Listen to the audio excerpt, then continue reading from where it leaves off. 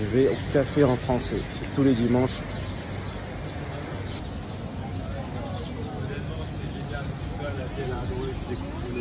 Et voilà, ils sont là. Le café est à 5-6 euros. Plus de tarte aussi. Et il faut s'inscrire un peu à l'avance parce qu'il doit savoir s'il y aura... Et donc, tous les lundis soirs... Alors, le café en français de Dibi, quand a-t-il été créé? Tellement vieux qu'on s'en souvient plus. Qui peut nous donner une réponse? Il y a peut-être 2 ou 3 ans, 2 ans. 2 ans peut-être, sans doute. Alors, Par hasard. Qu'est-ce qu'on y fait? C'est un lieu où on parle français, on va dire 15% du temps. 15%? Oh, plus que ça. Quand on est entre Français, on parle 100% français. Sinon, c'est un lieu d'échange, des bons tuyaux, un lieu culturel où on parle culture, on parle de la bouffe puisqu'on est français. Mais c'est un lieu aussi très intéressant parce qu'on a la possibilité de rencontrer des gens du village, c'est-à-dire des Anglais, des Italiens, etc. Madame?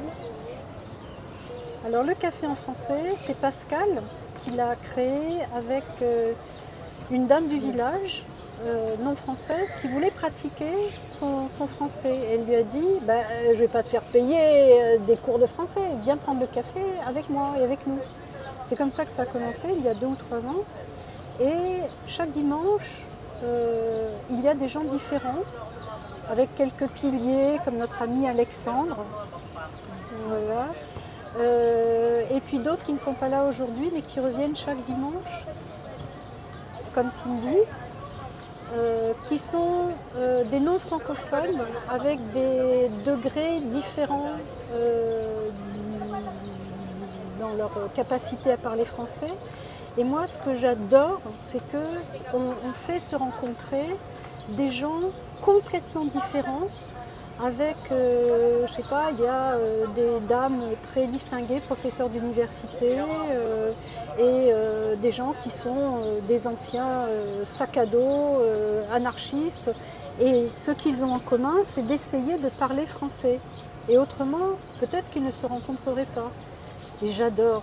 Vraiment, c'est notre bistrot à Hong Kong. Voilà. Bonjour, moi, je suis un peu décalé, je viens de rentrer de France, mais voilà, ravi de vous retrouver ce dimanche en compagnie de Swazik, de Pascal, de Marc, de Cindy et de retrouver ces bonnes habitudes après un mois de déplacement. Et c'est vrai que c'est un moment de convivialité et d'échange autour d'un café et de viennoiserie.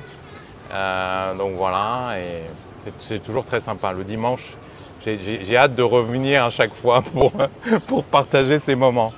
Merci beaucoup, bonne journée.